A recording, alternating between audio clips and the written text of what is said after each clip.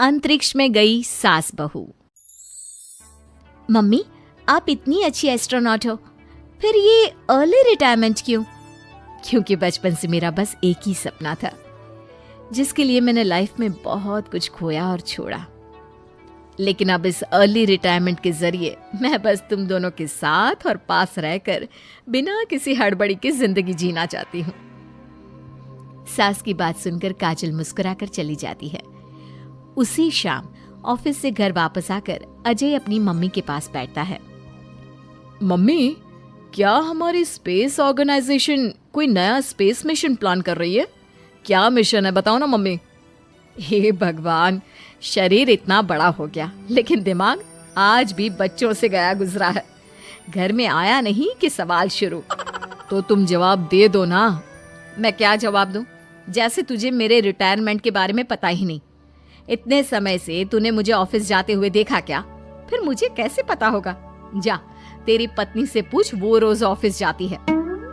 माँ की बात पर अजय आवाज लगाकर काजल को बुलाकर वही सवाल उससे भी पूछता है, पर काजल उसका कोई जवाब नहीं देती।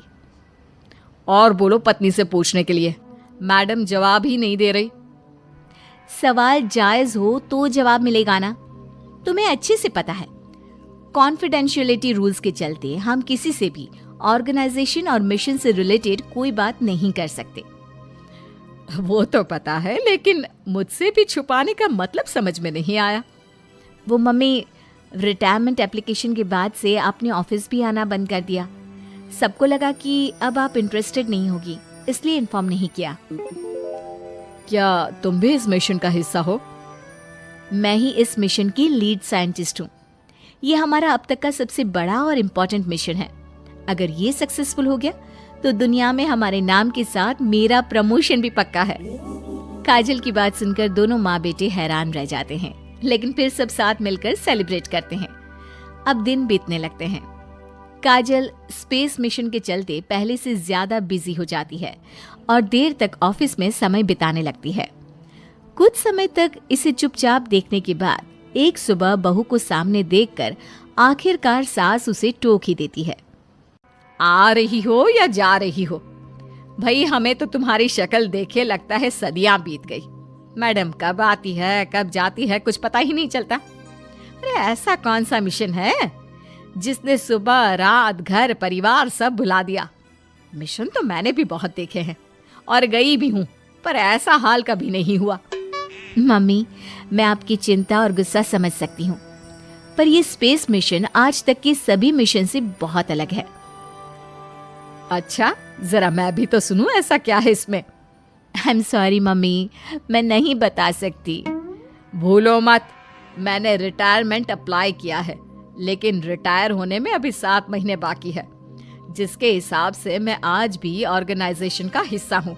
तो मुझे बताकर तुम कोई रूल नहीं तोड़ रही। मुझे सब याद है मम्मी, और मुझे ये भी पता है कि अगर आप साथ दें तो मिशन के लिए बहुत बड़ी मदद साबित होगी।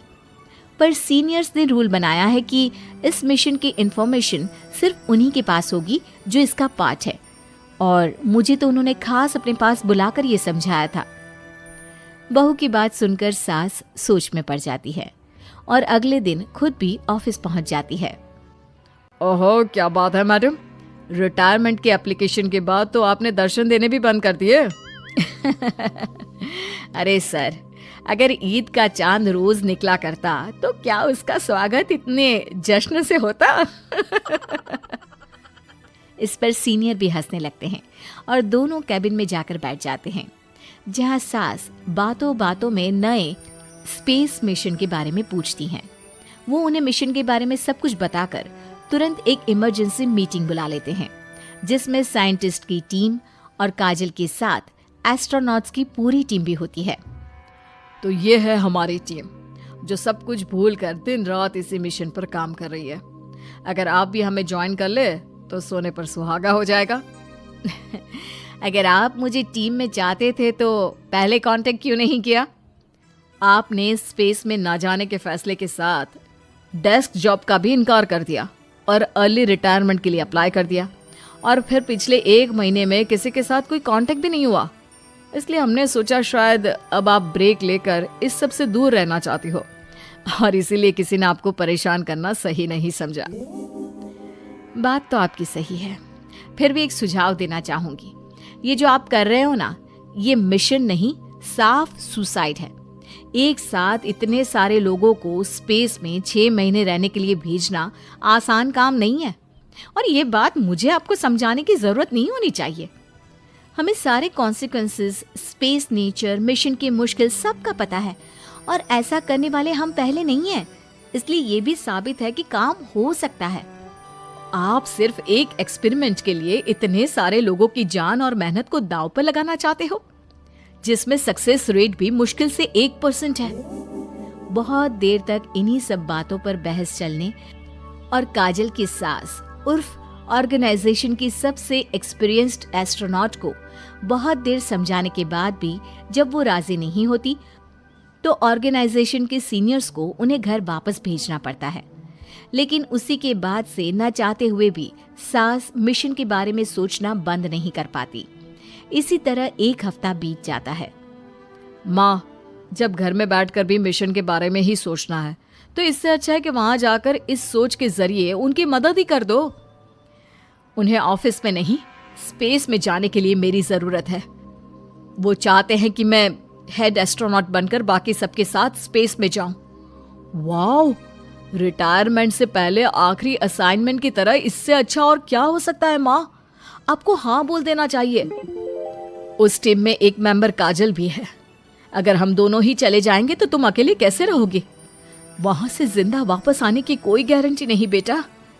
अब भी हमें भेजना चाहते हो क्या? जिस दिन से आपको पहली बार स्पेस में जाते देखा है, तभी से ये डर और पॉजिटिविटी दोनों साथ लेकर जीना सीख गया हूं। आप जाओ माँ, मुझे पूरा भरोसा है आप दोनों वापस भी आओगे और देश के साथ मेरा नाम भी रोशन करोगे। बेटी की बात सुनकर माँ के अंदर हिम्मत आती है और वो एक बार फिर स्पेस ऑर्गेनाइजेशन पहुंच जाती है, जहां उसके फैसले से सब बहुत खुश होते हैं और स्पेस मिशन की तैयारी पहले से ज्यादा जोश में शुरू हो जाती है। कुछ ही समय बाद दोनों सास बहू स्पेस में पहुंच जाती हैं। आखिरकार आज मेरी साइंटिस्ट बहू एस्ट्रोनॉट भी बन गई। सिर्फ स्पेस सूट पहन लेने से कोई एस्ट्रोनॉट नहीं बन जाता। मैं साइंटिस्ट हूँ और उसी में खुश हूँ। अगर मिशन की रिक्वायरमेंट नहीं होती तो शायद कभी यहाँ आती भी नहीं। इसी तरह दिन पर दिन स्पेस की अनेक मुश्किलें और दिक्कत सहते हुए देखते ही देखते 6 महीने बीत जाते हैं और नामुमकिन को मुमकिन करके दिखाते हुए सब सही सलामत अर्थ पर वापस आ जाते हैं, जिसके बाद से दुनिया भर में ये मिशन सास बहू की अंतरिक्ष यात्रा के नाम से मशहूर हो जाता है।